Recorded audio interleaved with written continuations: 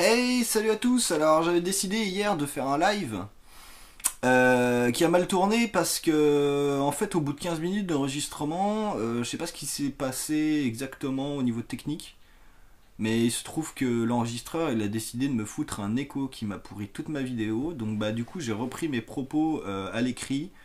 Euh, Alors la vidéo précédente c'était 2 pages, bah là ça en fait 4. 4 pages. Bon ben, je vais vous lire ça parce que c'est quand même vachement important comme chose, comme connaissance que j'avais à donner. C'est non pas que je me vante d'avoir des connaissances importantes, mais bon, bah vous allez comprendre à la fin de la vidéo que pourquoi je fais ça en fait. Donc voilà, donc en fait, pour enregistrer, enfin surtout en direct, hein, là j'enregistre directement avec la caméra, mais pour enregistrer en direct, j'utilise le logiciel Open Broadcaster Software, donc qui est un logiciel open source. Puis bah le problème de l'open source, c'est qu'il y a une communauté derrière, mais qu'il n'y a pas de, il y a pas de comment dire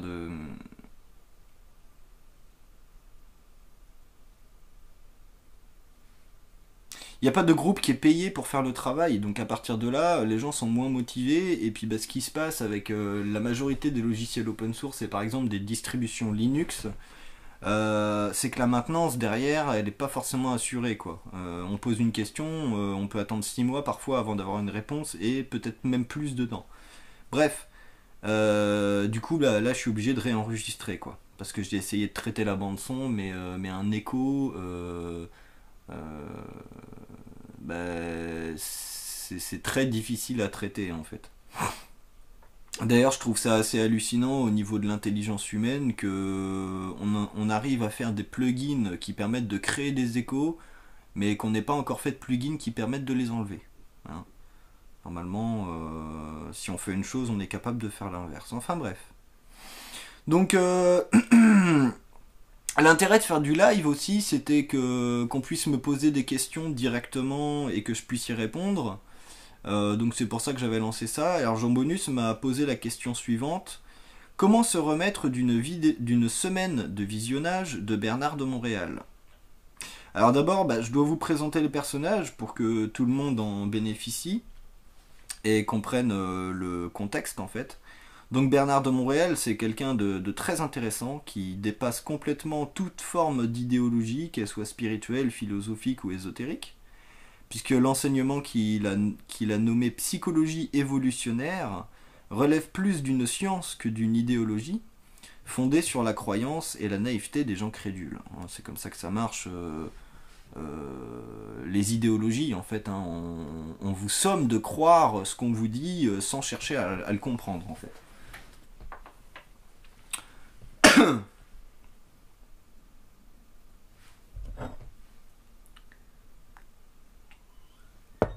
Donc, la psychologie, c'est très très intéressant, en fait, parce que ça permet à l'ego de comprendre, enfin surtout au mental, en fait, qui fait partie de l'ego, de comprendre les courants énergétiques et les choses subtiles de l'esprit qui sont normalement impalpables par le mental rationnel. Hein. L'esprit il nous transmet des choses par le ressenti, par la vibration, mais donc ça c'est le savoir en fait. Et l'ego il est incapable de comprendre tant qu'il n'a pas des détails de la situation, tant qu'il n'a pas des connaissances qui vont passer par les 5 sens du mental. Donc la réflexion en fait en fait partie. Hein.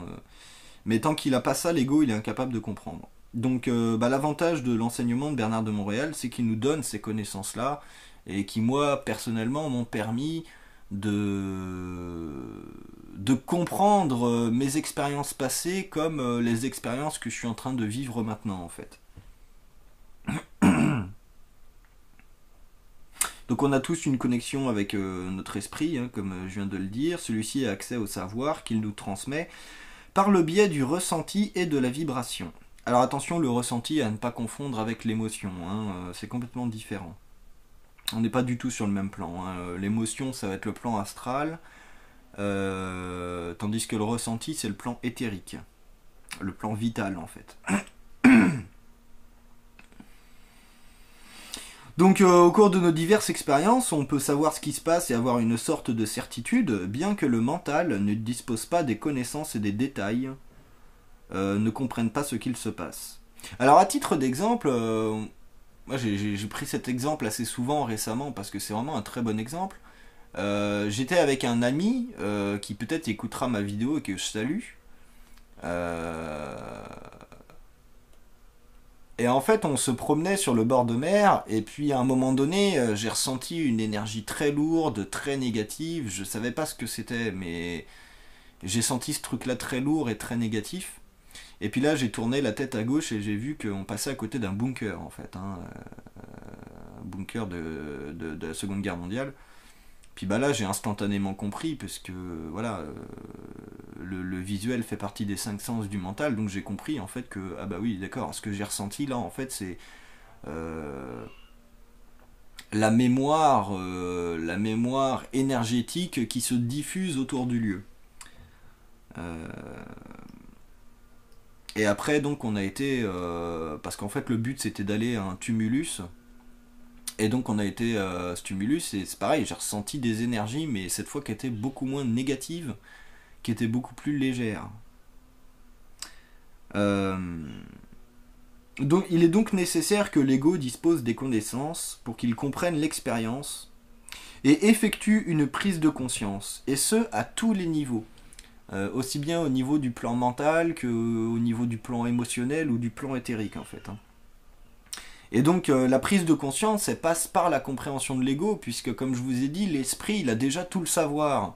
L'esprit, il sait déjà tout, il a accès à des plans supérieurs, mais en fait, ce qui évolue surtout, l'esprit évolue, mais ce qui évolue surtout, c'est l'ego, en fait, hein. C'est l'ego qui doit être conscientisé. Euh, Donc voilà, et c'est lui qui fait les prises de conscience, en fait.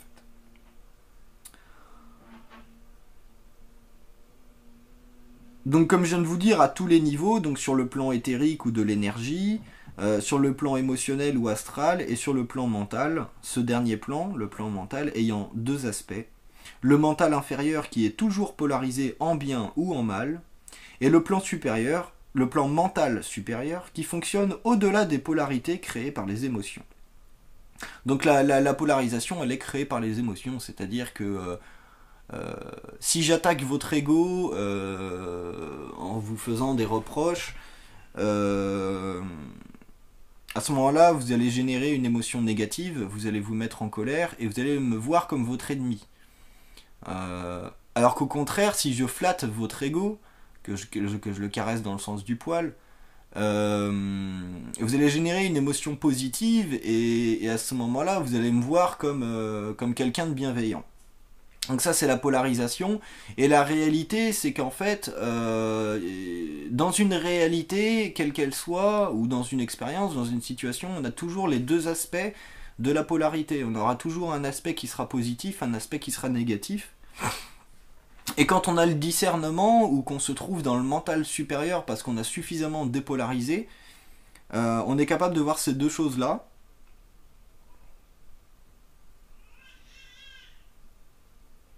Donc ça du coup je viens de le dire. Donc le mental supérieur il est capable de faire la synthèse des deux aspects et de prendre pour son expérience ce dont il a besoin pour avancer. On qualifie cette vision d'objective par opposition à l'ego qui ne dispose que d'une vision subjective. Donc en fait, l'objectif c'est par rapport à un objet, alors que le subjectif c'est par rapport à un sujet. Donc j'avais fait un petit dessin pour vous montrer un petit peu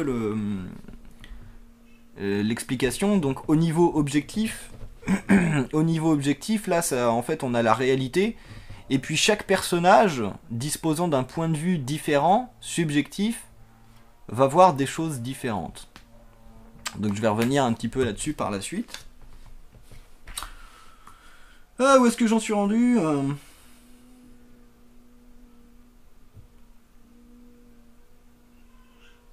Voilà, donc par exemple, pour détruire une croyance ou pour détruire un aspect d'une réalité qui n'est plus créatif ou évolutif, le mental supérieur, il a aucune difficulté à se servir de l'énergie négative, donc l'énergie de destruction. Tout comme il a aucune difficulté à se servir de l'énergie positive pour être créatif. De même qu'il est capable de tirer d'une situation les éléments utiles et de laisser les éléments inutiles. À titre d'exemple, j'ai beaucoup expérimenté le cannabis, comme j'expliquais dans la vidéo live, donc je vais revenir dessus. Et je peux pas diaboliser le cannabis ni le diviniser en fait, parce qu'en réalité, comme je vous le disais, il y a des aspects positifs, il y a des aspects négatifs. Donc du fait qu'il augmente la sensibilité vibratoire, il est plus facile de sentir les énergies de certains lieux ou des cristaux, sur lesquels je vais revenir après. Mais du fait qu'il augmente la sensibilité émotionnelle et crée des trous ou des failles dans l'aura, il permet aux entités du plan astral de jouer et de manipuler plus facilement nos émotions, comme la peur, la tristesse, l'énergie sexuelle ou vitale, et d'ailleurs, il ne s'en prive pas, puisque les morts sont des vampires. Donc en fait, le principe des vampires, si vous voulez, la symbolique des vampires, hein, qu'on voit, ils sucent le sang, tout ça, c'est parce que le sang, en fait, c'est le symbole de l'énergie, hein, de l'énergie vitale. Donc, si vous voulez, les morts dans le plan astral, ils nous provoquent des émotions, comme la peur, ce qui fait qu'on dégage de l'énergie et que ces entités se nourrissent de ces énergies. Ils font exactement la même chose avec les pulsions sexuelles, auxquelles je suis très sensible quand je fume du cannabis et du tabac. Alors qu'en temps normal, j'ai aucun problème avec ça, mais en fait ce qui se passe, c'est qu'ils nous provoquent une pulsion sexuelle pour qu'on évacue notre énergie vitale. Et comme c'est une grande quantité d'énergie et qu'en plus c'est puissant, parce que c'est l'énergie de la vie en fait, hein, la procréation, voilà. Ils s'en nourrissent. Et d'où aussi le pouvoir de la pornographie dans le monde d'aujourd'hui. Tout ce qui consiste aussi à montrer la femme comme un objet sexuel, voilà, tout ça, ça va dans le sens des volontés de ces entités, quoi. Vous aurez donc compris que, comme la technologie ou le pouvoir, c'est toujours une question de maîtrise. Car si on ne maîtrise pas le pouvoir, c'est lui qui nous maîtrise. C'est comme la technologie. Si on ne maîtrise pas la technologie qu'on utilise, au bout d'un moment, c'est elle qui nous maîtrise. Hein. C'est comme... Et d'ailleurs, c'est comme ça qu'on tombe très facilement dans des addictions, des gens qui sont tout le temps fourrés sur leur téléphone, qui savent pas s'en passer, ou qui sont tout le temps fourrés sur leur tablette, leur écran, leur PC, leurs jeux vidéo. D'ailleurs, j'ai une petite astuce qui peut vous intéresser pour économiser la batterie de l'iPhone. C'est de le poser et de le poser sur la table et puis de s'en passer en fait. Ça va économiser la batterie. Donc pour revenir là sur le cannabis, un chaman par exemple ne prend une substance, donc une substance en général, hein, parce que les chamans utilisent beaucoup de plantes. Il ne prend une substance que pour ce qu'elle a d'utile et sait annuler ses effets quand il a fini son travail. Donc moi au bout d'un moment j'ai commencé à maîtriser le cannabis et ce qui s'est passé c'est que du coup j'en prends mais que quand j'ai besoin d'aller dans le plan astral et quand j'ai fini mon travail je connais les méthodes qui me permettent d'atténuer les effets. C'est comme on dit que manger ça éponge l'alcool, c'est exactement le même principe en fait. On peut atténuer les effets du cannabis pour éviter en fait à un moment donné que des entités se présentent dans notre champ de conscience et nous influencent.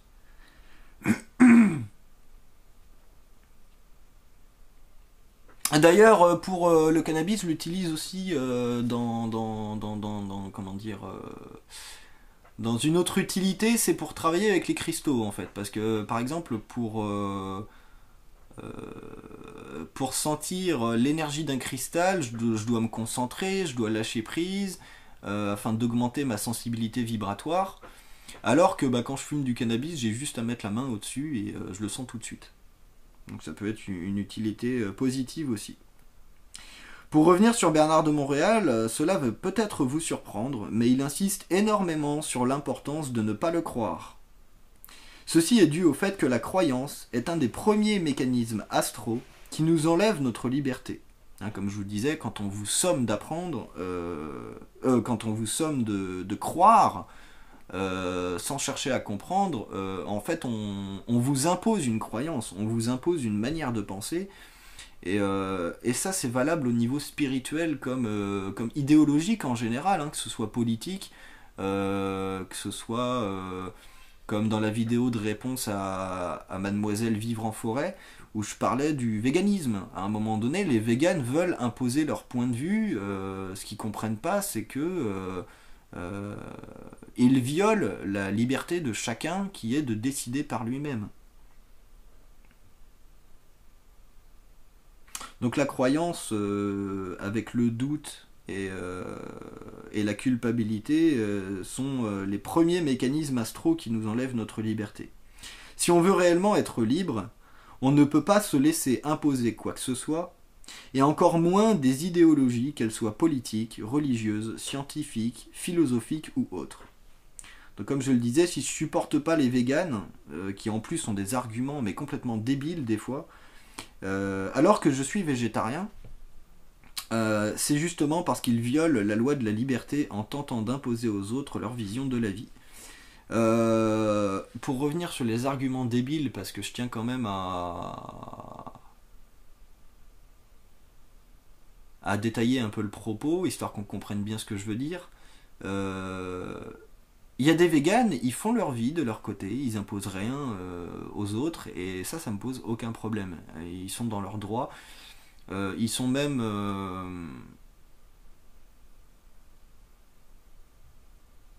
comment dire ça? Ils sont même dans la logique de la vie, en fait, qui est à un moment donné de ne pas faire souffrir les autres êtres vivants. Donc moi je suis complètement d'accord avec ça. Maintenant, il y a aussi des véganes qui sont dans l'idéologie, qui sont dans une forme de religion, en fait, hein, psychologique, qui veulent à tout prix imposer leur point de vue. Et moi, j'ai discuté avec des véganes comme ça qui me disent ouais, mais faut pas manger du miel parce que c'est du vomi d'abeille. Bon, sache pour ta gouverne, mon petit gars, que le miel a des vertus de cicatrisation en externe, que le miel c'est très bénéfique pour le corps, donc moi, à partir du moment où c'est bénéfique pour moi, je vois pas pourquoi je m'en passerais. C'est pas parce que c'est du vomi d'abeille que c'est un prétexte pour s'en passer. Regarde, quand tu fais caca, tu peux utiliser ça en compost, c'est pas parce que c'est du caca que tu vas pourrir la terre, au contraire. La terre, elle va le transmuter, elle va l'utiliser. Donc, bah moi, c'est pareil. De toute façon, c'est même pas du vomi d'abeille parce qu'elle ne le digère pas, le pollen, l'abeille. Elle le met dans un réservoir et ensuite, elle va le remettre bah, dans les ruches, hein, je sais plus exactement comment on appelle ça dans les cellules là, les cellules hexagonales là, que ce soit pour nourrir les larves ou que ce soit pour faire de la gelée royale ou de la propolis. Donc non, moi ça c'est des arguments qui me... En fait j'en rigole parce que c'est tellement ridicule que ça n'a aucun sens.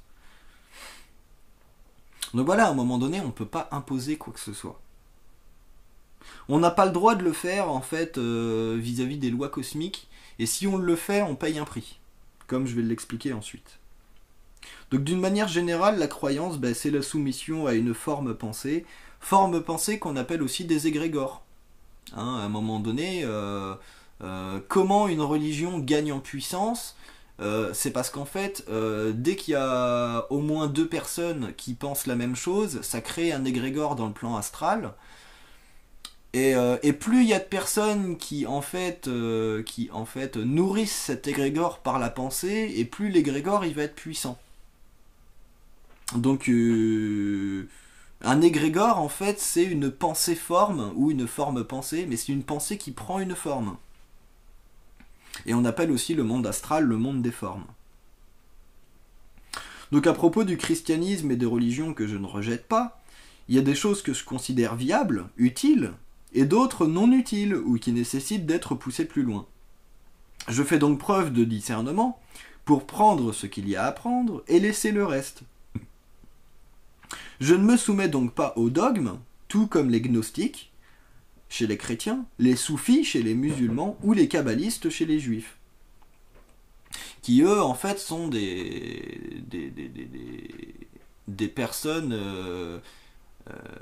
bien qu'ils soient dans trois contextes différents, ils suivent le même chemin qui est de, à un moment donné, de prendre le texte, de le remettre en question et de le pousser beaucoup plus loin en fait. Donc ceux qui se sont offusqués quand ils ont entendu le mot kabbaliste, ça n'a rien à voir avec les complots ou les choses comme ça. C'est simplement l'aspect ésotérique de la religion juive. Tout comme les soufis, comme le soufisme est l'aspect ésotérique de la religion musulmane, et le gnosticisme est l'aspect ésotérique de la religion chrétienne.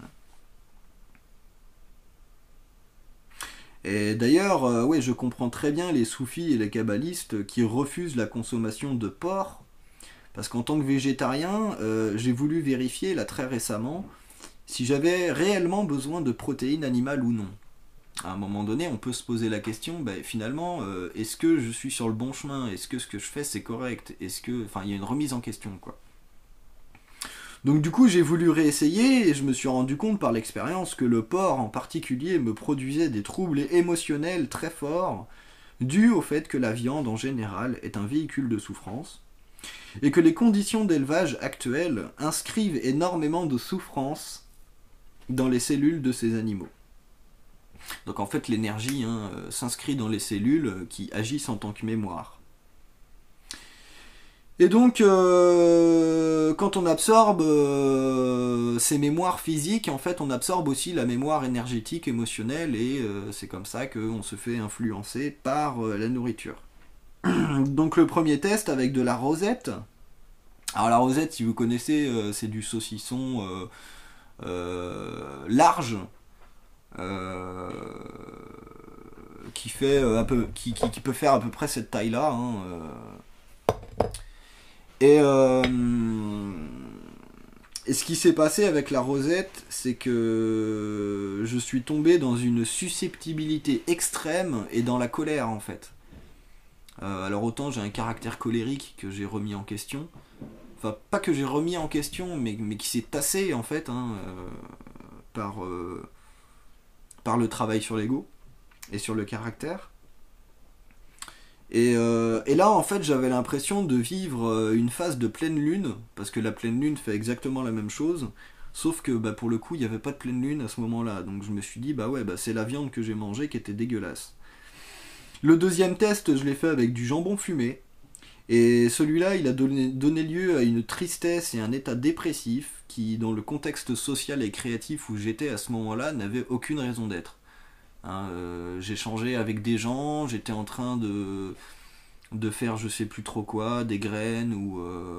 Bref, j'étais très très bien, très positif, mis à part au niveau émotionnel où il y avait un petit truc qui clochait et donc qui était dû à ce jambon fumé que j'avais absorbé et qui contenait une mémoire émotionnelle, quoi. Donc c'est là que j'ai réalisé à quel point, enfin je le savais déjà, mais j'ai réalisé vraiment à quel point on pouvait être influencé en fonction de ce qu'on mange, que ce soit au niveau de la santé physique, comme des aspects émotionnels et psychologiques. Il est donc nécessaire d'expérimenter comme un scientifique, fait des hypothèses et des expériences, afin de vérifier ces hypothèses, car ce qui convient à l'un ne convient pas forcément à l'autre. Raison de plus qui fait qu'on ne peut pas imposer quoi que ce soit aux autres. Je vais revenir aussi sur le fait qu'on soit différent après. Bah, de la même manière, je ne peux pas considérer que le travail soit négatif, parce que y a beaucoup de gens comme ça, ils disent bah oui, on est esclave de la société, tout ça. Ce qui est vrai dans un sens, mais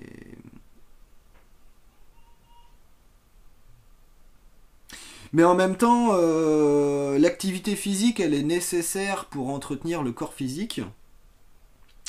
Et donc pour tenir le corps en santé, et la pyramide de Maslow, qui est en fait une classification des besoins aussi bien physiques que psychologiques, nous indique que la satisfaction personnelle fait partie des besoins psychologiques. Donc à un moment donné, si on passe notre temps à rien foutre, Si on passe notre temps sur des jeux vidéo ou à regarder des séries, ben en fait comme on fait rien, au bout d'un moment, psychologiquement, il se passe quelque chose et on se sent pas bien parce qu'on se sent pas utile, on se sent pas créatif. On n'est pas de, on n'a pas notre place dans ce monde et, et du coup on n'est pas bien psychologiquement à cause de ça. On n'a pas de satisfaction personnelle. Mais bon, il y a une nuance quand même entre travailler pour un patron qui ne respecte pas les lois de la vie, par exemple une grosse entreprise qui va polluer, euh, comment dire, sans aucun regret en fait, hein, ils vont polluer la planète sur laquelle on vit. Et donc il y a une nuance entre ça et puis travailler pour soi-même en définissant ses propres règles ou même avant ça, travailler pour un paysan qui fait du bio et, et du commerce local et qui participe à la société créativement, à la société locale créativement. Donc du coup pour répondre à la question de Jean Bonus, comment se remettre d'une semaine de visionnage de Bernard de Montréal? Alors, ce genre d'enseignement conscientise tellement que ça provoque des chocs dans l'ego. Des chocs vibratoires qui vont déranger l'ego, parce que celui-ci, l'ego, est l'aspect dans l'homme qui refuse le changement, qui a peur du changement, et du déséquilibre que ce changement peut produire. Raison pour laquelle beaucoup de gens refusent le changement. Ces chocs vibratoires vont donc déstabiliser l'ego, et cela va se sentir dans l'aspect émotionnel et l'aspect mental, qui font partie intégrante de l'ego. Alors, quand on n'a pas commencé à trop dépolariser, en fait, le corps astral est à cheval sur le corps émotionnel et c'est pour ça qu'il l'influence très facilement. Donc, en fait, la dépolarisation, ça consiste à faire la distinction entre le corps astral et le corps émotionnel, histoire que les deux soient chacun à leur place. Donc, la réponse, elle est très simple. Il suffit de lâcher prise et de se dire: j'ai absorbé une énergie, et cette énergie, elle doit maintenant faire son travail. Je vais donc éviter de lui faire barrage, afin de faciliter les choses, et d'éviter de me créer des souffrances psychologiques supplémentaires. Parce que quand on se met en position de résistance, on crée une souffrance psychologique supplémentaire, du fait on crée un choc supplémentaire, en fait. Donc il faut savoir que Bernard de Montréal, c'est un homme très conscient, qui dispose d'une vibration très puissante. Donc en général, moi personnellement, je peux écouter une vidéo d'une heure, une deuxième si je suis en forme, mais après j'ai besoin de dormir pour justement permettre ce lâcher prise et pour permettre à cette nouvelle énergie que j'ai absorbée de faire son travail par le biais de l'inconscient. Ce qu'il se passe ensuite, c'est que l'on a intégré en termes de connaissances. Ce que l'on a intégré en termes de connaissances doit être compris par l'expérience. Notre esprit va donc nous créer des situations qui vont nous permettre d'acquérir cette expérience, et celle-ci est intégrale, alors que la connaissance est fragmentée. Par exemple, on peut lire un livre de jardinage et acquérir des connaissances, mais l'expérimentation nous révélera que la pratique nous apprend des choses que les livres sont incapables de transmettre. C'est l'expérience. Sur ce même principe, Bernard de Montréal nous explique que la croyance fonctionne de telle manière, le doute de telle manière, la culpabilité de telle manière, les émotions de telle manière, mais c'est l'expérience qui nous révélera vraiment le fond des choses, pour peu que l'on fasse preuve d'observation, de discernement, d'objectivité et d'intelligence. L'intelligence qui appartient à l'esprit alors que l'intellect, lui, appartient au mental. Donc si l'émotion est positive, comme je le disais tout à l'heure, on voit tout en blanc, si elle est négative, on voit tout en noir. C'est ça être polarisé. Et dans un cas comme dans l'autre, on se trompe toujours, car la réalité fonctionne avec les deux aspects polaires, comme le magnétisme fonctionne avec un pôle nord et un pôle sud. Si vous voulez jouer avec des aimants, vous allez voir tout de suite que le pôle nord est attiré par le pôle sud, donc les deux sont complémentaires en fait. Donc l'un sans l'autre ne fonctionne pas, hein. Si on a deux pôles nord, en fait, ils se repoussent, hein. Pareil avec deux pôles sud. C'est toujours le pôle nord qui attire le pôle sud et inversement. Alors une clé pour comprendre systématiquement le recul est que quand l'ego vit le choc d'une expérience, il faut qu'il pense systématiquement à l'inverse des émotions. Ceci afin de voir les deux polarités et de pouvoir s'élever au-dessus d'elles afin d'être plus objectif, contrairement à l'ego qui est toujours subjectif. Donc là, en fait, comme je vous disais, quand l'ego il subit un choc, il vit une émotion négative qui engendre de la souffrance psychologique. Donc à ce moment-là, quand vous vivez un truc qui peut être qualifié de chiant ou d'emmerdant au niveau de l'ego, essayez de voir le positif dans cette situation et de vous dire que ah mais ouais, en fait là on me propose un changement qui va être positif et qui va m'apporter du mieux-être. Et donc là, à ce moment-là, vous allez pouvoir passer plus facilement ce cap que si vous vous dites tout le temps ah mais c'est chiant, mais j'arrive pas, mais machin. D'ailleurs, une expérience rigolote que j'ai fait aussi par rapport à ça, c'est que là au printemps, j'avais besoin de place pour faire des semis, mais que étant au mois de février ou mars, je sais plus quand c'était exactement, il faisait encore froid dehors, donc pour les semis c'est pas terrible, et puis on peut encore subir les plantes peuvent encore subir des gelées, ce qui va les empêcher de germer en fait. Donc j'avais besoin de place en fait sur mon bureau. Et ce qui s'est passé, c'est qu'en fait, ça faisait 2 ans que. Enfin, ça fait même plusieurs années que je dois ranger ma piole et tout. Et à chaque fois, j'arrête pas de me dire, ouais, mais c'est chiant, ça va me prendre du temps et machin et truc. Et tu vois, l'ego il se cherche des excuses pour ne pas faire les choses. Et puis ce qui s'est passé là en fait c'est que j'avais besoin de place, donc j'ai pas calculé, j'ai pris tout ce qu'il y avait sur mon bureau, les papiers dans le bureau, les câbles électriques avec les câbles électriques, puis là j'ai regardé mon bureau et je me suis dit ben merde, en fait ça m'a pris 2 minutes, alors que ça fait des années que je reste dans mes excuses bidons, qui n'ont aucune réalité et qui m'empêchent de faire le taf. Donc c'est là où le lâcher prise à un moment donné, on se rend compte que non, les choses sont hyper simples, et que c'est notre ego qui nous barre la route, notre ego ou plutôt des mécanismes dans l'ego ou dans le mental qui vont nous barrer la route quoi.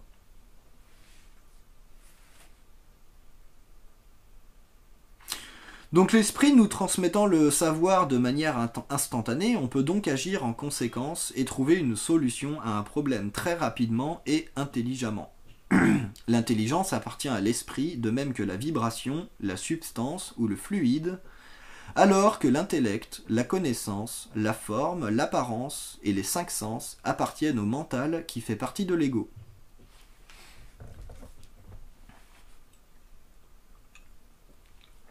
Ah, je suis déjà à 33 minutes.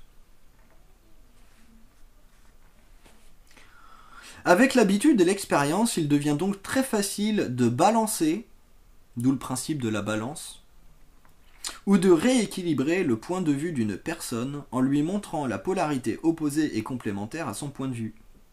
Alors moi je me souviens par exemple d'une personne qui fait des vidéos que je considère comme une personne hystérique, qui est existée en liberté. Je suis désolé de te mettre ça dans la gueule, mais à un moment donné, quand tu es tout le temps en train de critiquer les choses négatives, ce que tu te rends pas compte, en fait, c'est que tu envoies de l'énergie négative aux gens. C'est bien de montrer un fait négatif pour que les gens en prennent conscience, mais de s'acharner dessus et de répéter, de répéter, de répéter tout le temps, en fait, ce que tu fais, c'est que tu génères de l'énergie négative, tu gardes les gens dans la peur. Et sans t'en rendre compte, tu joues le jeu du système et de l'astral qui cherche à nous maintenir dans la peur pour nous enlever toute volonté d'agir. Donc en fait, avec des personnes comme ça, qui sont très négatives, à un moment donné, on peut lui montrer que oui, mais là, ce que tu critiques, il y a aussi un aspect positif. Et l'aspect positif de ce monde de tarés, en fait, c'est de nous réveiller par la souffrance, en fait. C'est paradoxal, mais c'est comme ça que fonctionne la vie. c'est en nous prenant des claques dans la gueule qu'au bout d'un moment on se réveille et qu'on décide de changer. Hein.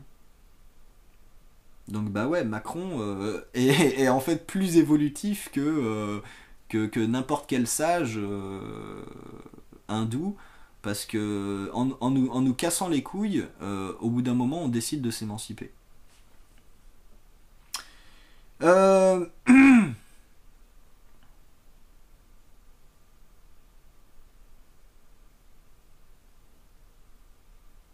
Donc l'intérêt d'user de la vibration, c'est d'abord qu'elle est une manifestation directe de la réalité, et ensuite que l'ego, n'en ayant pas conscience, est incapable de lui faire barrage.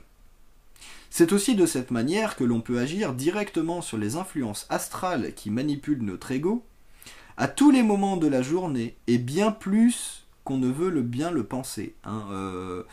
L'astral joue avec nos émotions et notre psychologie tout le temps, à chaque seconde. C'est un truc de malade. C'est pour ça que moi j'ai une haine qui nourrit ma volonté contre ce genre d'entité, parce que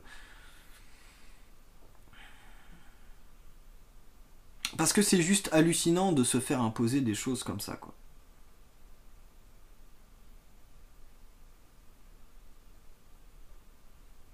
Donc je suis moi-même capable de créer des chocs vibratoires qui vont fracturer l'ego d'une personne, afin que son esprit s'infiltre à travers ces fractures, et que la personne bénéficie de l'intelligence de son esprit et voit la réalité en face, sans résistance, et admette cette réalité. Après, la différence, c'est que quand la personne elle est sur la défensive, elle met de l'ego, elle met de l'ego, elle met de l'ego, donc elle se ferme, et elle s'ouvre pas à son esprit. C'est dommage, mais il y a plein de personnes comme ça. D'ailleurs, c'est la grosse majorité. Hein. Il y a des gens, ils se disent évoluer, mais ils n'ont même pas compris ça. Le lâcher-prise, qui est l'aspect de la méditation qui permet d'atteindre des niveaux plus élevés de conscience, peut devenir, avec l'habitude, un état d'esprit et un état d'être. Il permet de vivre l'instant présent, qui est le temps de l'esprit, alors que l'ego fonctionne sur un temps psychologique défini par l'homme, et que l'âme fonctionne à la fois sur le passé par la mémoire, sur le futur par l'imagination, et sur le présent par l'expérience. L'esprit fonctionne sur un autre temps qui lui permet, afin de nous conscientiser, de nous placer des synchronicités, qui vont nous permettre de prendre conscience des plans supérieurs, qu'il y a toute une organisation de l'événementiel, de nous créer et de nous organiser des expériences, et, par la pensée créative, d'organiser l'événementiel de manière à nous aider à réaliser nos intentions et nos rêves. Donc à un moment donné, on peut émettre une intention consciemment à l'univers, de dire je voudrais telle chose parce que je sais que j'ai besoin de ça pour évoluer. Puis l'esprit, il va nous présenter ces choses-là, alors après de manière très diverse. Moi, par exemple, à un moment donné, j'ai émis l'intention, je veux comprendre l'alchimie. Et puis, 2 jours après, je tombe sur des vidéos de Pascal Boucher où il explique tout. Hein, donc, voilà, c'est comme ça que ça fonctionne.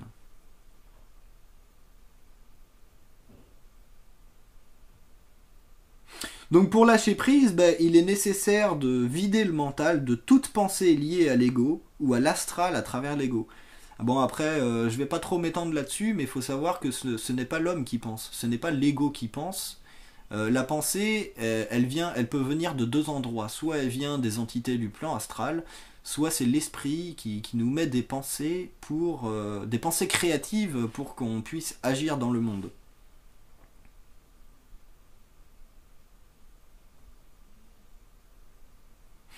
Donc après, il y a des gens qui utilisent cette capacité de savoir, mais de manière inconsciente. Par exemple, en se posant une question avant de dormir, de façon à ce que l'esprit, pendant le sommeil, il aille chercher la réponse dans les plans supérieurs. Et la personne, elle bénéficiera au réveil de cette réponse lorsque la conscience reviendra dans l'ego. Donc moi, j'ai connu un temps une personne qui m'avait expliqué cette expérience-là, et ouais, c'est complètement valide. Donc c'est grâce à Bernard de Montréal que j'ai pu comprendre mes expériences passées, et je vous le conseille donc à ce titre, mais il faut être capable de l'encaisser, parce que la remise en question de l'ego et les différentes prises de conscience font partie de l'initiation solaire, donc par le feu, et nécessitent de passer par une souffrance relative, souffrance vue par l'ego, qui ne veut pas changer, mais prise de conscience et acquisition de capacités latentes et potentielles vues par l'esprit qui lui veut évoluer. Donc voilà, on a les deux aspects de la polarité. Son opposé, l'initiation lunaire, est l'étape précédente qui n'est qu'une accumulation de connaissances qui satisfait la cupidité subtile de l'ego. Donc là, à ce moment-là, l'ego, il vit pas de souffrance, hein, il est même satisfait de... Donnez-moi plus de connaissances! Et donc, le plus gros piège de l'initiation lunaire, c'est la quête de pouvoir, en fait. Hein. De chercher à manipuler le monde qui nous entoure, mais à des fins personnelles et orgueilleuses, en fait. Donc, il est absolument nécessaire à quelqu'un qui se trouve en initiation solaire de développer son humilité. Parce que l'orgueil, ultime péché capital, c'est pas pour rien qu'on le dit dans la Bible, l'orgueil va lui fermer les portes du savoir et de l'esprit. D'ailleurs, même quand on est en initiation solaire et que, à un moment donné, on se laisse piéger par l'orgueil, parce que cet enfoiré d'orgueil, il revient tout le temps en fait. À ce moment-là, tous les pouvoirs que l'esprit nous donne, ils nous sont retirés en fait. Hein, carrément. Hein, l'esprit est très très intelligent. Donc c'est pour cette raison aussi que les mages noirs, par exemple, n'ont aucune conscience de ce qu'ils font, hein, ils n'ont aucune conscience des conséquences de leurs actes, et que la vie leur envoie des chocs en retour. Alors dans les lois de la magie, le principe du choc en retour, en fait, c'est que un acte mauvais nous est retourné en triple. Donc si à un moment donné, par exemple, quelqu'un qui est jaloux cherche à détruire une relation entre deux personnes parce qu'il veut s'approprier une des deux personnes, en fait, ce qui va se passer, c'est que comme il viole la loi de la liberté, il viole tout un tas de lois cosmiques, il va prendre un choc en retour. Hein. Et ce choc en retour est triple par rapport à ce que lui a envoyé. Donc les mages noirs et l'humanité en général devront donc payer en triple les conséquences de leurs actes orgueilleux. Donc... c'est là où on voit aussi tout ce qui se passe au niveau des catastrophes naturelles, de la nature qui se rebelle. Elle nous rend en triple la merde qu'on lui a balancée dans la gueule. Hein. Donc à un moment donné, il faut se réveiller, arrêter de faire des conneries. Alors l'initiation solaire, elle vise à détruire l'ego dans toute... Non, pardon, elle vise à détruire dans l'ego toute forme d'astralité ou d'ombre qui empêche la lumière intérieure de l'esprit de rayonner. Alors là,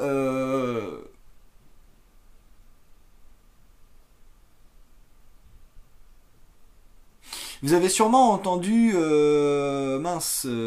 Patrick Burenstenas dans son interview de Lilou Massé, qui est en fait une interview plus ou moins philosophique, qui explique que on peut voir ça comme si on avait une bougie au milieu et puis qu'autour on avait des vitres.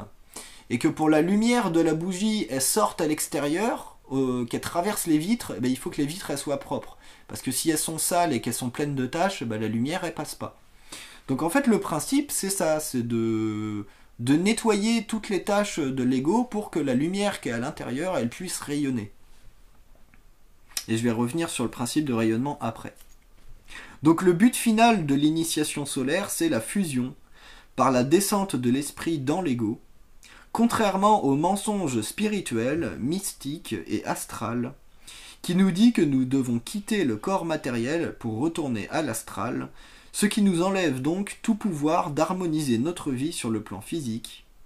Et le contraire de la vie, c'est la mort. C'est d'ailleurs le principe de la mort noire et le piège de la réincarnation.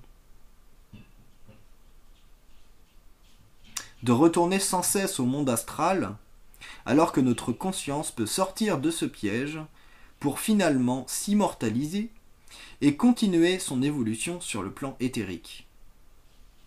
Alors là, je ne vais pas trop m'étendre là-dessus pour l'instant, mais ceux qui écouteront Bernard de Montréal, ils vont comprendre en fait ce que ça signifie. C'est-à-dire que la réincarnation, c'est nécessaire à l'évolution de l'âme. Mais quand l'âme, elle est évoluée, il faut qu'elle passe à autre chose. Donc à un moment donné, il faut sortir du piège de la réincarnation et trouver le moyen d'immortaliser sa conscience. C'est pas le corps physique hein, qui s'immortalise, puisque sur le plan physique, tout est périssable. Mais la conscience, elle, comme l'esprit est immortel, la conscience aussi peut s'immortaliser.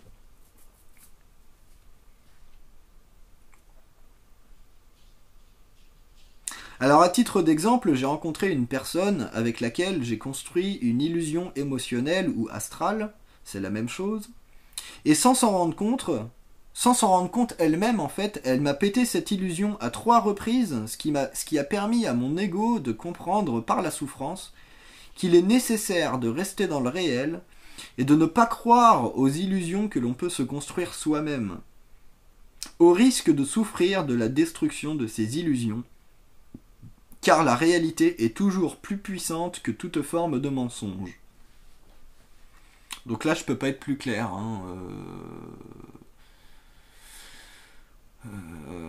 N'importe qui est en initiation solaire, qui est en voie de conscientisation, a vécu à un moment donné des expériences souffrantes, comme à un moment donné, pour prendre conscience que le but de la vie, c'est pas d'accumuler des biens matériels, bah il va tout perdre en fait. Pour permettre qu'il se détache de cet attachement aux biens matériels et de la cupidité. Donc cette expérience-là de destruction des illusions m'a donc fait prendre conscience une nouvelle fois, mais à un autre niveau, à quel point mon ego pouvait être influençable et manipulable par le plan astral, donc par des entités ou des égrégores, à travers les émotions positives. Faut savoir que ce qui est le plus dangereux dans le plan astral, c'est pas le bas astral, parce que le bas astral, pour les personnes qui ont des perceptions astrales, quand elles voient une entité qui est encapuchonnée en noir, avec une tête de mort, une faux, ça se voit tout de suite que c'est un truc dégueulasse. Donc là, il n'y a pas... ça se voit tout de suite. Par contre, ce qui est très très très dangereux, c'est la forme de mensonge subtil, qu'à un moment donné, les entités elles vont se déguiser en anges pour vous séduire. Et là, à ce moment-là, si vous êtes crédule, si vous êtes naïf, vous tombez dans le piège. Donc vous tombez dans le piège des apparences. Et là, ils vont vous manipuler très facilement. Et d'ailleurs, Bernard de Montréal dit dans une de ses vidéos que ce qui pompe le plus d'énergie, c'est pas les entités du bas astral, c'est les entités du haut astral. Elles pompent beaucoup plus d'énergie que celles du bas astral. Donc je remercie cette personne qui est une jeune femme qui se reconnaîtra elle-même et qui m'a démontré par la même occasion que l'amitié c'est sacré, ça fait partie de l'amour inconditionnel en fait, et qu'elle ne doit pas être souillée au risque d'être détruite. Si à un moment donné on a une relation amicale avec une personne qui dans ce cas présent c'est une amitié très profonde, parce qu'on se ressemble à 90% avec cette personne. Si à un moment donné on commence à mettre des illusions et à souiller ça avec de l'attirance égoïque ou de la sexualité, en fait on gâche cette énergie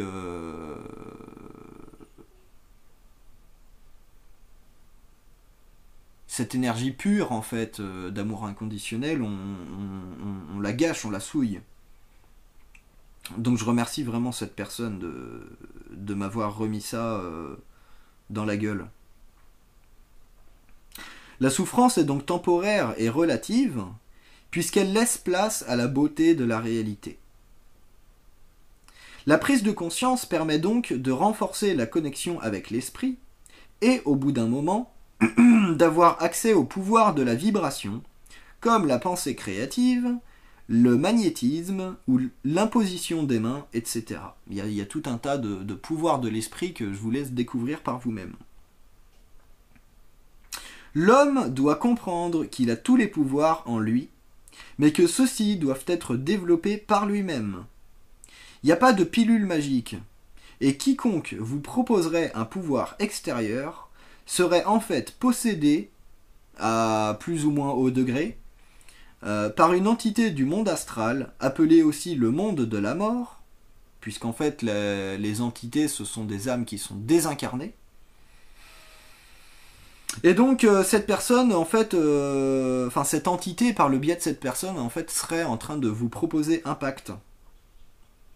J'ai vécu cette expérience sur un serveur ésotérique, et à partir du moment où j'ai répondu que son pouvoir ne m'intéressait pas car je souhaitais exercer mon propre pouvoir, je suis instantanément devenu son ennemi. À partir du moment où l'on comprend que l'on a le pouvoir, on comprend aussi que l'on peut organiser et harmoniser notre vie de la manière dont on le désire. Tous les problèmes de notre vie peuvent être réglés dans la mesure où on a les capacités et surtout la volonté, très important la volonté, de trouver et d'appliquer les solutions à ces problèmes. Par exemple, quelqu'un qui vit en ville et qui en a marre de subir les pollutions physiques et électromagnétiques, le stress, le bruit et d'autres formes de pollution mentale, n'a qu'à déménager à la campagne pour vivre une vie plus tranquille et plus en harmonie avec lui-même. Celui qui en a marre de subir en France les règles d'un gouvernement qui n'a plus aucune légitimité peut aussi choisir de continuer sa vie dans un autre pays, pourquoi pas francophone comme le Québec. En se rendant compte que nous disposons de notre propre pouvoir et que finalement le pouvoir politique n'en a aucun, on en vient à la souveraineté. Mais pas une souveraineté politique comme celle qui fait surface sur Internet ces derniers temps, qui revient aussi à une idéologie, une forme d'idéologie. Là, je parle vraiment d'une souveraineté où ça consiste en fait à porter sa couronne et à l'assumer. On est le roi de sa propre vie. On est le roi dans son royaume intérieur et même extérieur. Après, il faut respecter la liberté de chacun, comme on dit, la liberté des uns s'arrête là où commence celle des autres. Et donc on devient le souverain de sa propre vie, et quiconque voudrait envahir votre vie se mettrait instantanément en guerre contre vous. Moi, à un moment donné, quand on me dit tu devrais faire comme ci, tu devrais faire comme ça, et que ça me convient pas, ben, je dis clairement, c'est pas à toi de décider de ce que je dois faire. Voilà, point barre. Et je le dis très fermement, histoire que la personne elle comprenne par la vibration que je me laisserai pas faire. C'est la même chose avec les entités du plan astral qui cherchent à nous influencer par les émotions et par la pensée. La souveraineté fait vraiment partie de l'intégralité de l'être. C'est pas juste une souveraineté psychologique en mode je me donne un pouvoir factice, j'ai décidé que j'allais gérer ma vie. C'est aussi gérer son monde intérieur. À un moment donné, quand on subit des pulsions de n'importe quel ordre, que ce soit de la luxure ou que ce soit de la gourmandise ou de la cupidité, ben, il faut être capable comme dirait Bernard de Montréal, de mettre la hache dedans et de dire très fermement à ces entités, mais c'est mort, tu vas pas m'influencer, ça marchera pas, quoi. Parce que ma volonté est plus forte que ça.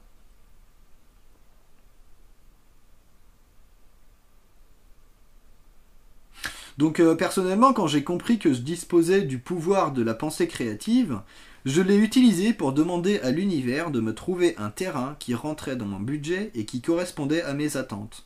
Et une semaine plus tard, je trouvais sur le bon coin ce fameux terrain. Qui est un terrain de 7000 m² que j'ai trouvé à 2000 €, quand même. Donc, comme quoi, on peut tout demander à l'univers et... comme disait Jésus dans sa parabole dans la Bible, que je suis incapable de citer le verset, mais il disait « Demandez et l'on vous donnera, cherchez et vous trouverez, frappez et on vous ouvrira ». Et ben c'est exactement comme ça que ça fonctionne avec la pensée créative. Un petit coup de café.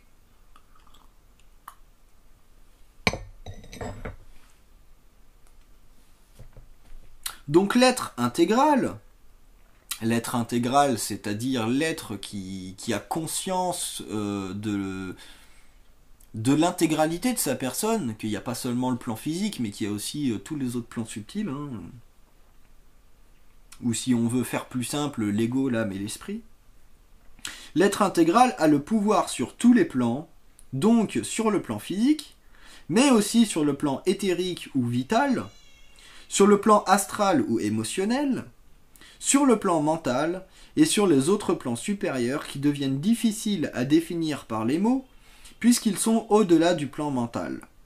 Il s'agit du plan causal, qui correspond à la mémoire de l'âme, lié au karma et à la loi de cause à effet, c'est-à-dire que dans les vies antérieures, quand on a fait des expériences, elles se sont inscrites dans la mémoire de l'âme, et c'est là où à un moment donné, des expériences négatives, on va être obligé de les résoudre dans les vies futures, quoi. Moi, si à un moment donné, j'impose des choses à des personnes, soit je vais devoir régler ce karma dans cette vie, et si c'est pas fait dans cette vie, ça sera fait dans d'autres vies. C'est pour ça que à un moment donné, il y a des personnes, par exemple des anciens chefs de guerre nazis qui se réincarnent et qui doivent vivre certaines expériences pour résoudre ces mémoires qui n'ont pas été résolues auparavant. Donc ça fait partie du plan causal. Je sais plus où je suis rendu là. Ensuite on a le plan bouddhique. Donc le plan bouddhique il est lié au savoir. Donc à l'acquisition des connaissances, mais comment dire, par un plan qui est plus subtil que le mental. Et le plan atmique qui lui est lié à notre aspect divin et à la connexion à la source créatrice. Et donc à l'esprit aussi. Parce que l'esprit en fait est l'intermédiaire entre la source créatrice que les religieux ils appellent Dieu par exemple, mais il faut se méfier avec Dieu parce que c'est un concept humain donc qui revient à un égrégore dans le monde astral, et la véritable source est beaucoup plus haut que ça en fait.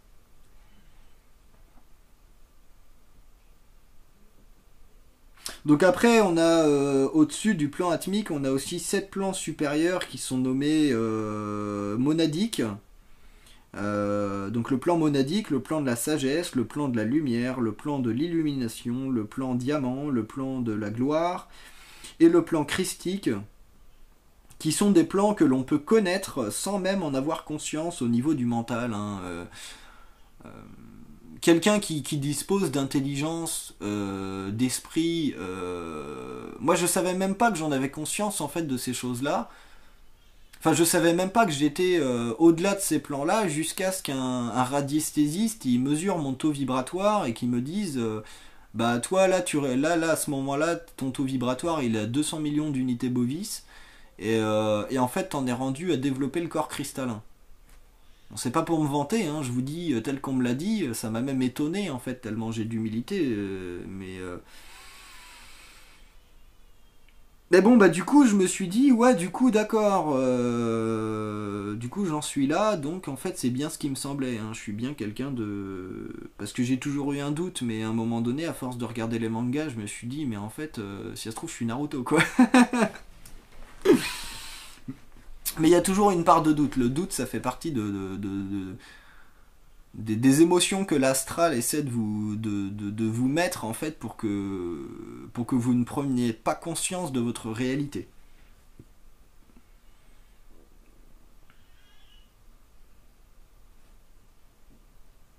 Donc le corps cristallin, comme son nom l'indique, consiste à nettoyer le cristal afin que celui-ci puisse rayonner la lumière intérieure comme un soleil, donc comme je vous l'expliquais tout à l'heure, hein, avec l'image de la bougie et des vitres. Donc on rayonne la lumière intérieure comme un soleil, contrairement à la lune, qui correspond au plan astral, et qui ne fait que briller, c'est-à-dire... la lune qui correspond au plan astral qui ne fait que briller, c'est-à-dire refléter la lumière du soleil qui lui est extérieure. La lune n'a pas de lumière propre. Elle ne fait qu'absorber la lumière du soleil, elle la déforme et elle nous la renvoie.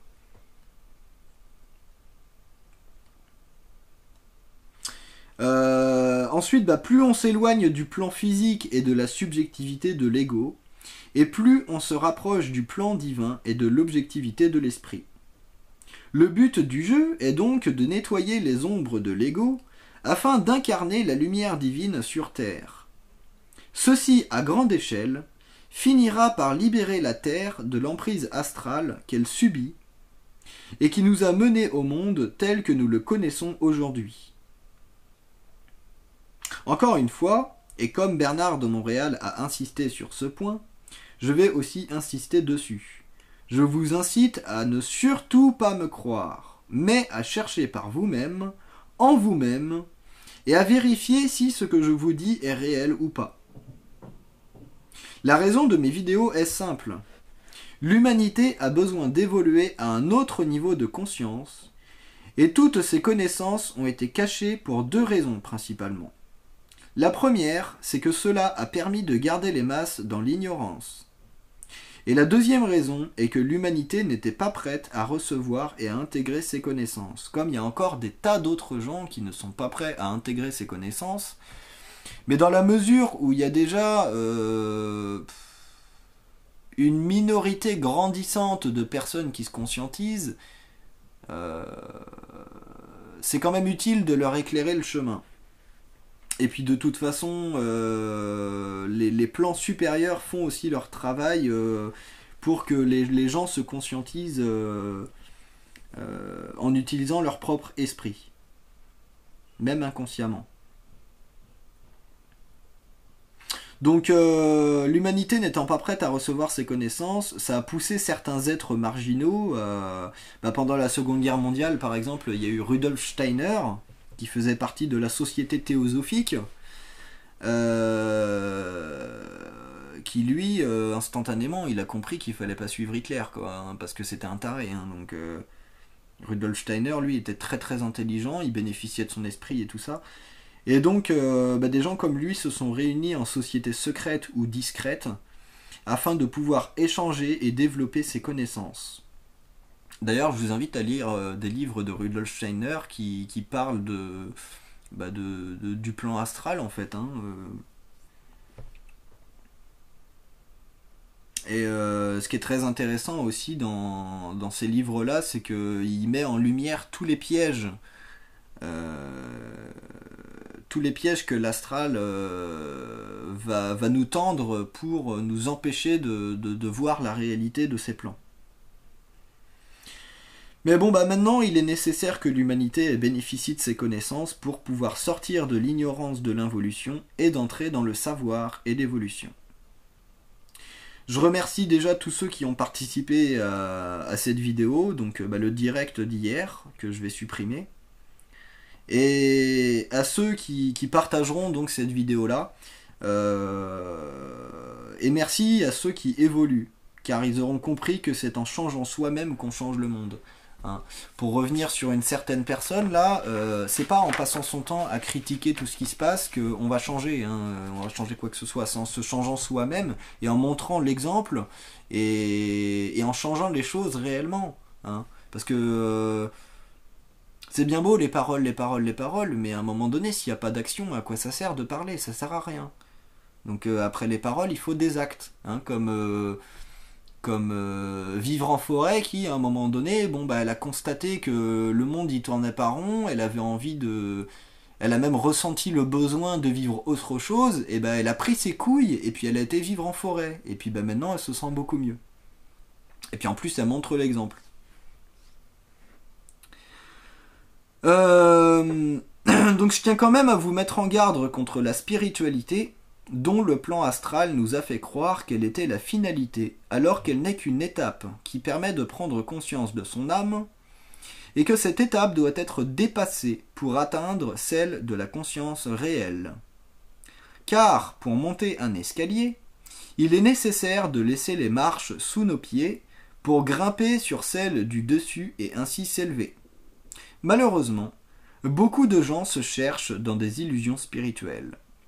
Ils regardent leurs pieds et sont égoïquement satisfaits de leur position, alors que s'ils acceptaient de sortir de cette position et de sortir de la spiritualité, ils verraient qu'ils peuvent aller beaucoup plus loin que ça.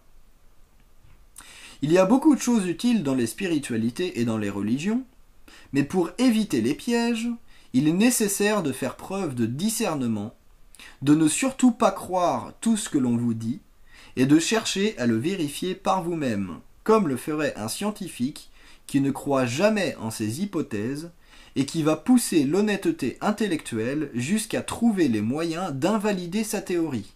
C'est ce qu'a fait par exemple, comment il s'appelle déjà, la théorie de l'évolution, Darwin. Darwin, à un moment donné, pour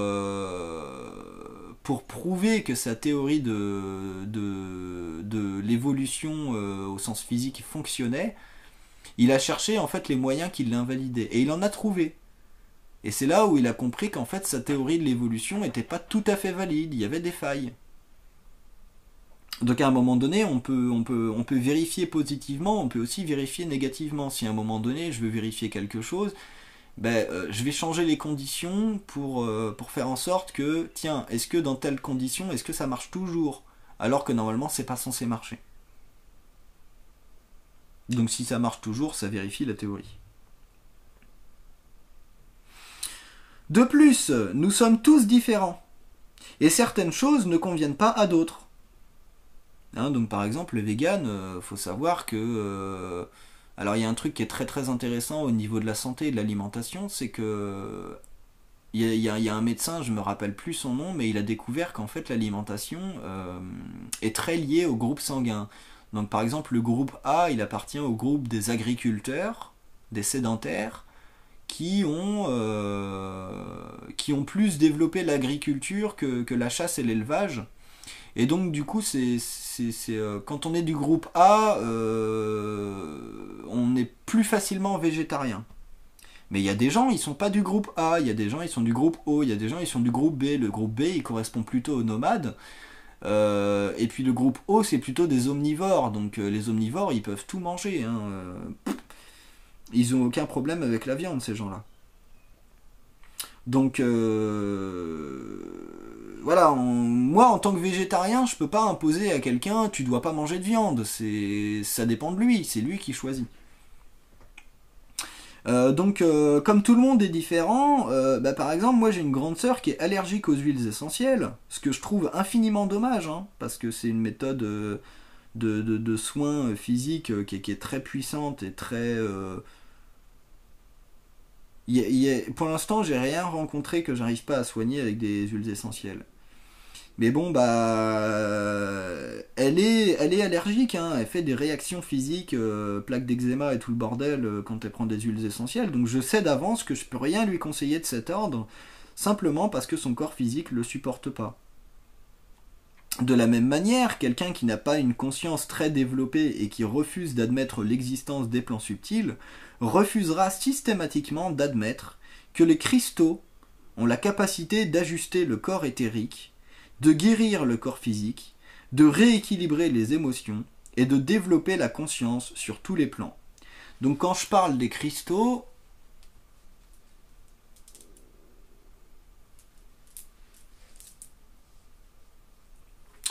je parle de ce genre de choses. Donc ça c'est un cristal de roche qui est poli. J'en ai un autre, un brut que je vais vous montrer. Alors je m'amuse aussi beaucoup à faire de la couture pour avoir des sachets comme ça.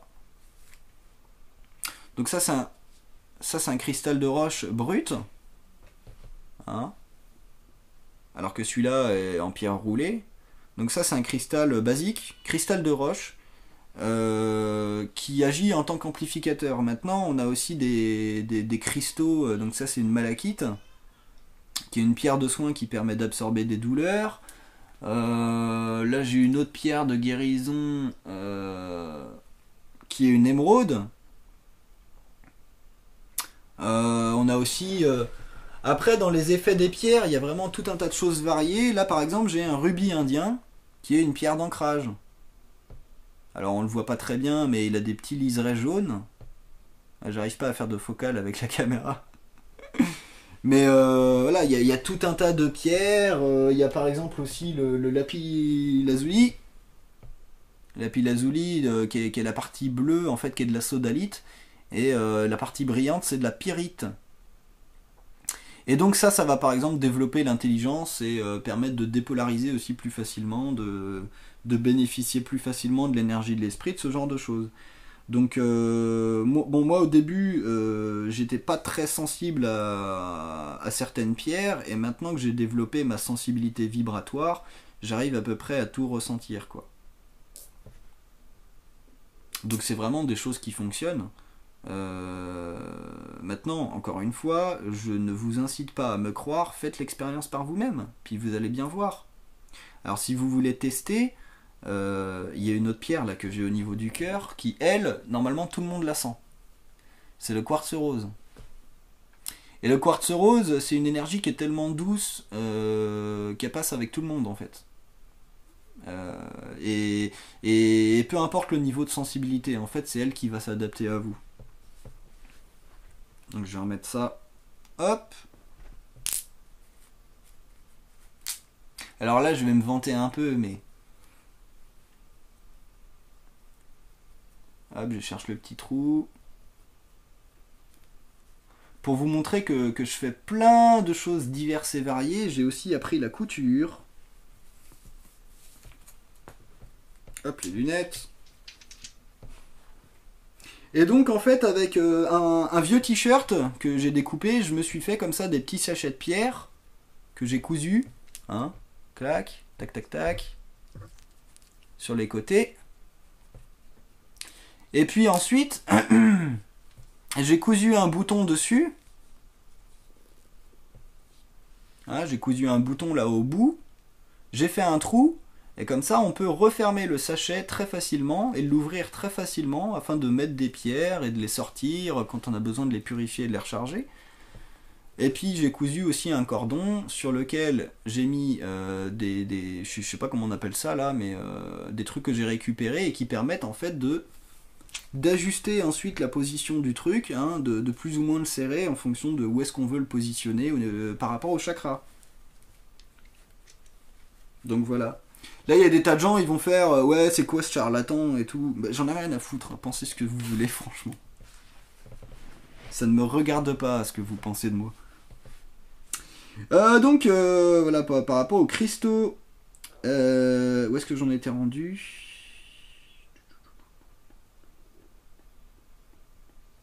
Voilà, donc il y a des personnes, par exemple, qui ont une conscience vibratoire qui est très poussés, qui savent déjà de ce dont je suis en train de parler là.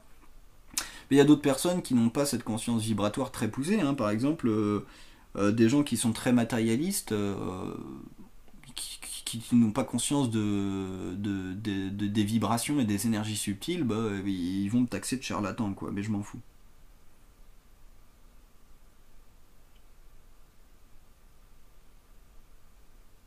Voilà, donc cela tient surtout au fait qu'ils ne sont pas sensibles aux énergies subtiles, et cela fait partie de leur expérience, qu'il faut respecter, comme ils doivent respecter que d'autres personnes sont à des niveaux plus poussés d'expérience.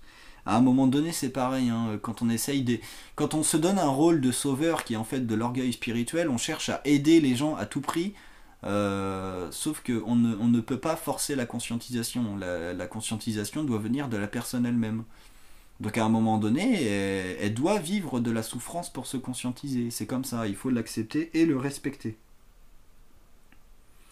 Donc chaque personne a un point de vue subjectif, et quand on accepte ce fait, on réalise que ce que l'on voit n'est qu'un fragment de la réalité, et que c'est en rassemblant ces fragments que l'on touche du doigt la réalité dans sa globalité, comme je vous le montrais avec ce petit dessin. Quand on additionne ce point de vue, ce point de vue, ce point de vue et ce point de vue, ben finalement on se rapproche de ce point de vue-là, du point de vue objectif.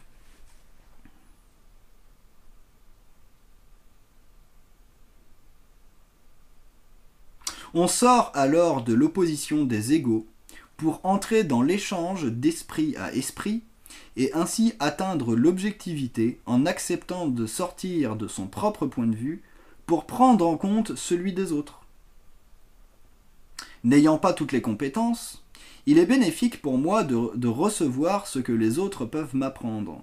Par exemple, en discutant avec un cuisinier, je vais pouvoir recevoir des bases en cuisine et par l'échange, lui expliquer que les herbes aromatiques ne sont pas seulement utilisées pour donner du goût, mais aussi par rapport à leur aspect médicinal, car toutes les plantes contiennent des vertus. De plus, l'utilisation systématique des corps gras en cuisine, comme le beurre, les huiles, la margarine et même les crèmes, les laitages, l'utilisation systématique des corps gras en cuisine permet une meilleure assimilation de ces vertus et une plus grande efficacité. Ça, je vous laisse lire les livres de Jean Valnet pour le découvrir.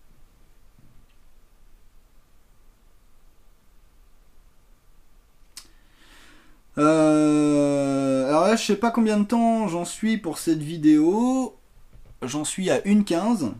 Mais en fait, je m'en fous. Parce que les gens pressés m'énervent à toujours dire qu'ils n'ont pas le temps, alors qu'en fait, ils prennent pas le temps de chercher ou de prendre soin d'eux. Ils ne prennent le temps que pour se divertir et fuir leurs problèmes, mais ils ne prennent jamais le temps d'affronter leurs problèmes en face à face afin d'en trouver les solutions. Si vous vous aimez vous-même, il est logique que vous preniez le temps de chercher des solutions, comme une personne fatiguée prendrait le temps de se reposer car elle n'a plus d'énergie. Nous vivons dans un monde où nous perdons notre temps pour des choses futiles, et il est nécessaire de prendre le temps de réfléchir sur soi afin de constater les incohérences et de s'harmoniser avec la vie afin de devenir meilleur.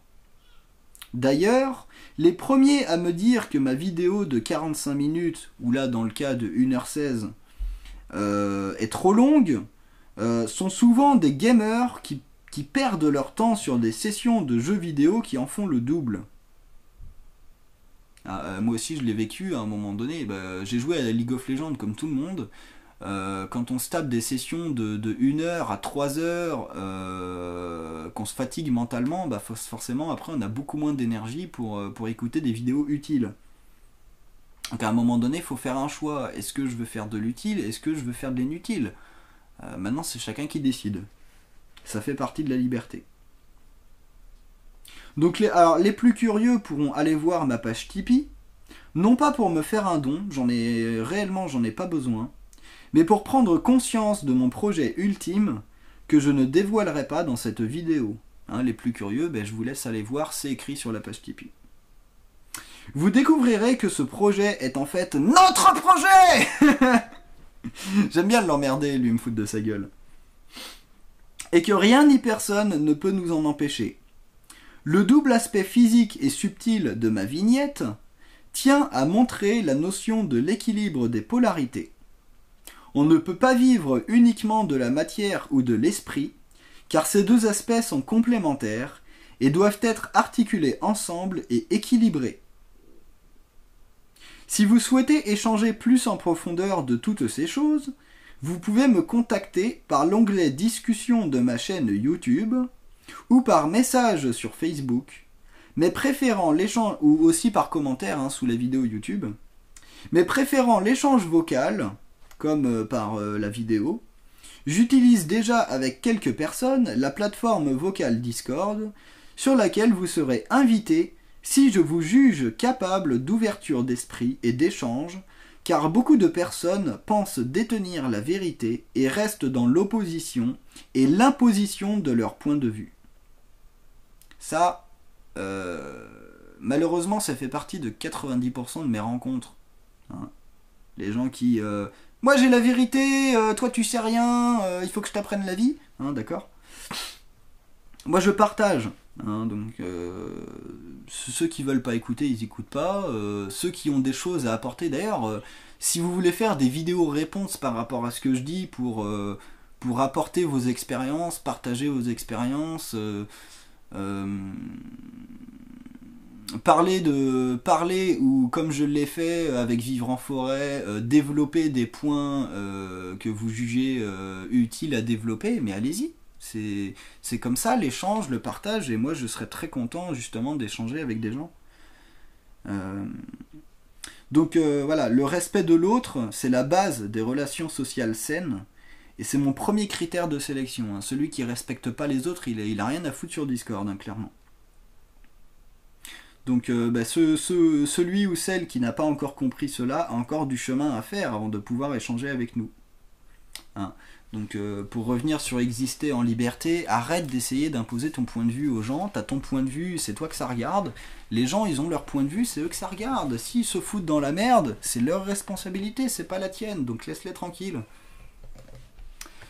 Donc je vous dis à bientôt. Maintenant, moi je t'apprécie, hein, exister en liberté. Je comprends bien le... c'est pas que je comprends, mais je sais en fait. Je sais que vibratoirement, t'as quand même quelque chose de lumineux à l'intérieur. Mais arrête de mettre des ombres autour. Voilà.